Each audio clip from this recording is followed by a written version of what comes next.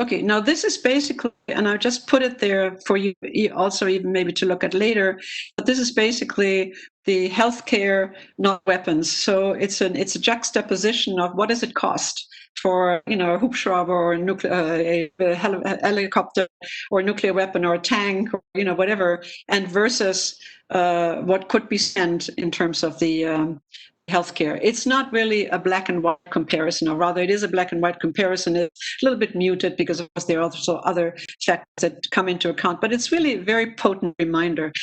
And let me also look at slide number 9.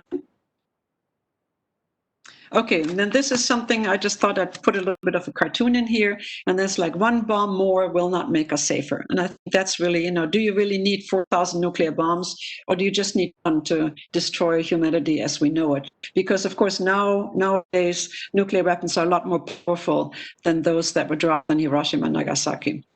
Let me now move from the nuclear weapons to another issue, and that's really the challenges which are posed by new technology.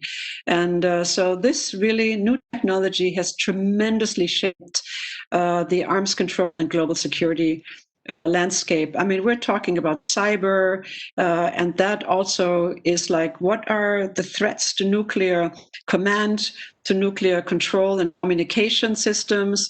You have lethal autonomous weapon systems. And again, here's a picture of a drone that comes from a war zone. And, where drones are already very often they are remotely steered. I mean, someone could be sitting in an office or someone could be sitting on a base somewhere and steer those drones. And who are these drones really directed against? I mean, you have a lot of drone use, for example, in Pakistan. You have a lot of drone use in other parts that are unstable, and the difficulty that you have is that these drones basically are very injurious to its civilians, because they can't always see what's the difference between military or terrorists, but it's very often civilians that are casualties of drone attacks. Under President Obama, there was a drone policy which tried to have some guidelines in terms of what should or should not happen. I thought at the time that it was full of holes, that it needed a lot of improvement. But on the other hand, the good news was there was a policy. That's disappeared. Under President Trump, it is somewhere not visible anymore. I don't know what happened. I mean, it's been abrogated or whatever, but in any case, that's really something that we also need to keep in mind, that there are no drone policies. How do you use them? What are international humanitarian law? And that also is with the autonomous weapon systems. And what you have, it's starting in the 2000s, you really had a number of major cyber incidents which brought offensive cyber capabilities to the forefront of the planners' minds. I don't know, there was a cyber attack in 2007 against Estonia, which paralyzed local and government infrastructure, and that led to something called the Tallinn Manual. Already there's a new version of that. But on the other hand, we've also seen in the 2016 elections in the United States, there was interference in the presidential elections for Trump by Russia. And what you also have in 2010, you may have heard about the so-called Stuxnet virus, which sabotaged in Iranian centrifuges. And so, there are all kinds of allegations and very strong possibilities that China, Iran, North Korea, non-state actors also have cyber weapons, even if we haven't seen any overt evidence of that yet. So this is really very important when you look at, you need to basically regulate these new technologies. And that is something that is very much lagging. Everyone is very protective of their own tools that they have. And then it is very hard to even agree on a definition. What is the cyber war? What does it actually mean? What does it actually mean to destabilize a country, even if it doesn't involve nuclear weapons? What does it mean, cyber war? You can't agree on a definition. And also, it's usually the countries that are the developing countries that don't have those tools that are very often the victims of this, but not always. It goes against any country.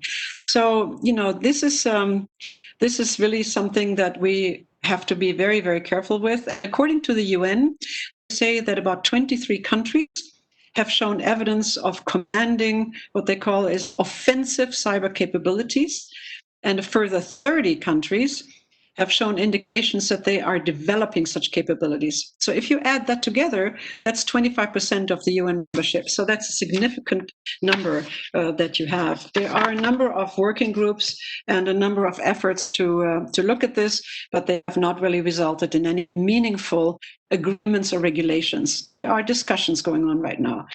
So the capabilities in the field are growing, but also the ways in which these capabilities can be utilized are developing all the time. And that's accelerated actually in the last couple of years. We could have a cyber attack against a nuclear installation, and that could be perceived as a first strike. So that could result in a counterstrike by a country that is being attacked. And also, it is possible that there are non-state actors that not only have these capabilities, but might be using them to destabilize or to attack. So there's a lot of gray zone, confusion, and danger that is lurking, but the stability that agreements and arms control treaties bring is absent in this field. And it's also very, very difficult to prove these cyber attacks. Let me go a little bit, and maybe we can go to a slide 10, to one area where this technology and the definition, the ethics, and the law all come together in the debate on the lethal autonomous weapon systems. There are the negotiations and talks, maybe not negotiations, but there are talks going on in Geneva under a certain convention, and they basically have made some progress in agreeing on some guiding principles. But the guiding principles are only to guide discussions, not really to guide future negotiations. So in 2014 it started, and in 6 years there really hasn't been made a lot of progress. There's been made progress, but not enough in my eyes to basically forestall the continuing development, of these tools. And there is now a very strong division between those countries that say, like Austria, where I live, that say we need to have a treaty, we need to outlaw these weapons. International humanitarian law and international human rights law is really important. And we need to move towards that. And 30 countries have already called for an explicit prohibition of lethal autonomous weapon system, as has the non-aligned movement, which is also a very strong indication. And here you have a quote from Pope Francis, who also has come out against it. And you had a letter from very prominent artificial intelligence scientists, over 4,000 of them, basically warned of laws and sort of said, we need to do something. We don't want to. Technology is beneficial in many ways. We don't want to contribute to a development which actually uses artificial intelligence to kill people.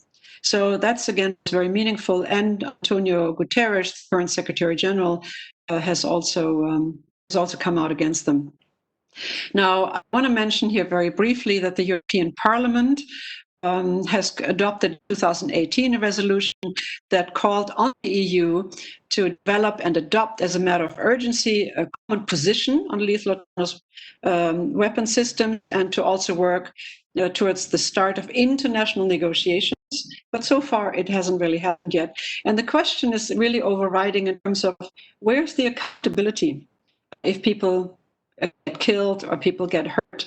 What are the actions of an autonomous lethal weapon system? Where's the accountability? With the innovator, with the programmer, or who takes the responsibility for killing innocent civilians, for example? So that's one of the overriding issues that need to be discussed that haven't done that. But decision over life and death, I think most people agree, is that it has to be one where international humanitarian and international human rights law have to prevail.